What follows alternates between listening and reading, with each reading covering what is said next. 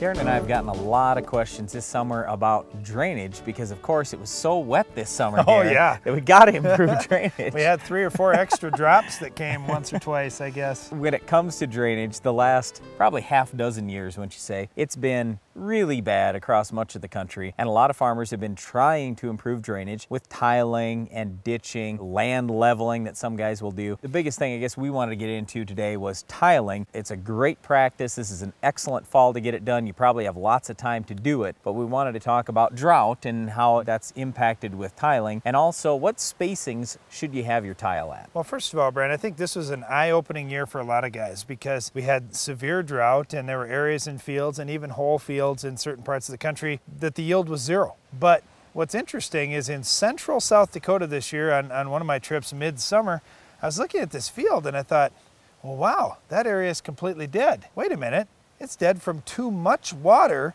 that it got in April and May. The farmer had already planted the crop. They got 1 rain. It was probably the last rain they got all summer. Well, that 1 rain sat there for just a few extra days and it was enough to kill the plants in that little area. It was actually one of his best yielding parts of the field. Normally. Well then, later on in the summer, I noticed, oh, now his hilltops died because of drought. So his low ground died because of flooding, and his hilltops died because of drought in the same year. Well, if he would have had good drainage in those low areas, you can only believe that he would have had great crop in the low areas with plentiful heat and plentiful moisture, but yet we lost those areas. So it's something that's going to get lost for some guys that weren't really paying attention to small areas in their fields that, oh, I guess it was 0, it was because of the drought. No, in many cases it was because there was too much water early in the season. So a lot of people just start thinking, oh, there's nothing much you can do about Mother Nature. You know, dry year, wet year, whatever, nothing much I can do about that. There's a lot you can do about that as a farmer. So to begin with, on the dry side of things, you want to make sure that you have your roots going deep. Well, your roots are not going to grow into a water table, and every spring through much of the Midwest we have high water tables. Maybe it doesn't last long, maybe it only lasts for a month or a month and a half or something,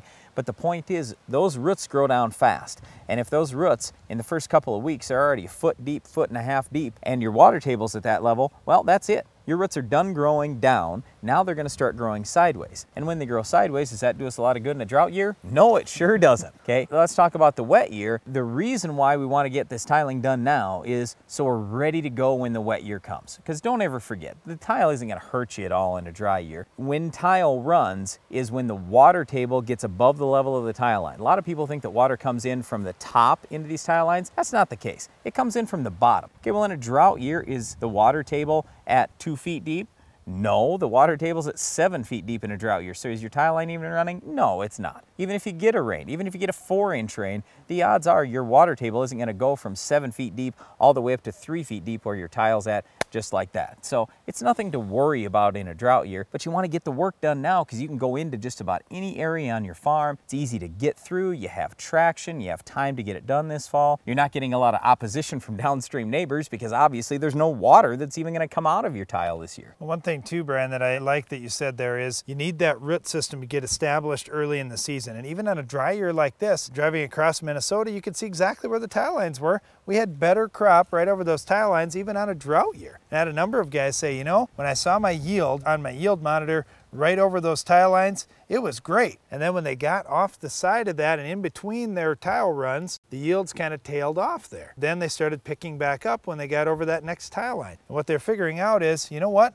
100-foot spacing just isn't enough when you've got heavy soils. You've got to be closer together. Well, yeah, but that's the big question that we get is what should my spacing be on tile? How close together should those lines be? And I'll be honest with you, I don't know what that exact number is. I just know this as a general statement. The heavier your ground is, the closer together those lines need to be. The more water you want to get rid of more quickly, the closer together your lines need to be. And also, if you're going to have your lines shallow, then they have to be closer together. Okay, now hold on here, because one of the things that a lot of guys say is, well, man, Brian, that's going to cost me a lot of money. I think I'm going to spread mine out a little further, and maybe I'll put a 5-inch line in instead of a 4-inch line, for example. No.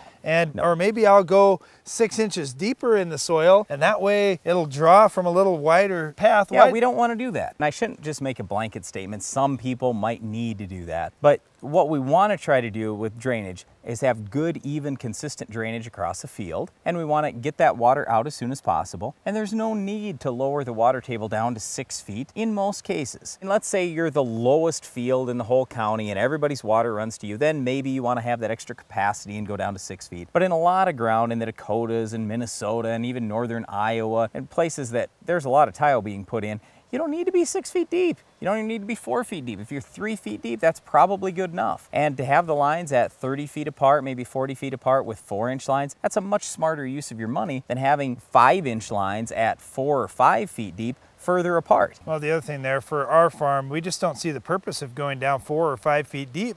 Why do we want that water table that far away from our root system? We only need about 3 feet, and we've got plenty of area for our roots to grow, as long as we can keep enough oxygen in the soil instead of having it completely filled with water. But I mean, this is totally a personal preference kind of deal. So if you really believe that you need your water table down at 5 or 6 feet, you know what? You can sure do that. I just know that on my farm, I don't need to get rid of that much water. I don't want to get rid of that much water. I want my lines at 3 feet deep as much as I can.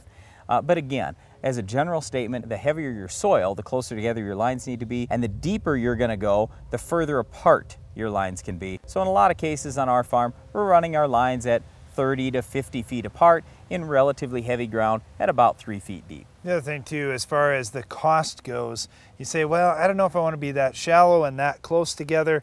As Brian mentioned, we're getting by with 4-inch tile, and we really don't see a big difference between 4-inch and 5-inch in terms of silting in and the lifespan of that tile line. Well, there's going to be some difference, but it's not that dramatic if you do this right. Yeah, it's not going to be a huge amount. And really, if you're going to put more lines out, if you can do a lot of the work yourself, it really isn't that much added expense when you're putting tile in yourself. The cost of physically putting it in is pretty low. It's just the cost of the tile itself that's going to really add up for you over time. Well, once again, there are a lot of different things you can look at with tile, and I know that yes, it's been a drought year in most areas of the country, so you might say, oh, I don't know if I want to do that this year. It doesn't make a lot of sense. Why to put tile in a drought year? Well, you got to be thinking ahead and just look at it on your farm and say, hey, these tile lines are going to last me 50 to 80 years probably. Chances are in the next 50 to 80 years, you're going to have enough years where the water table is high, and it's going to do you a lot of good. It is going to make a difference for yield. Well, one other thing that'll make a big difference for yield is keeping our weed of the week out of the field. Can you identify this week's weed?